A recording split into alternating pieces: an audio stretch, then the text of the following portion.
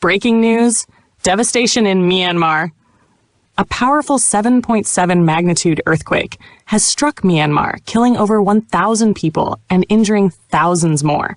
The tremors were felt in neighboring countries. Bangkok, Thailand. At least 15 people are trapped under a collapsed high-rise, with 100 still missing.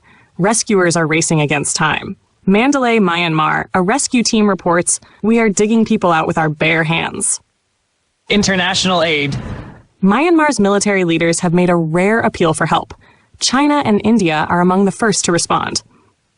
Ongoing conflict. Despite the disaster, airstrikes continue in Myanmar, as reported by the People's Defense Force. Prayers for Myanmar. Stay tuned for updates. Myanmar earthquake.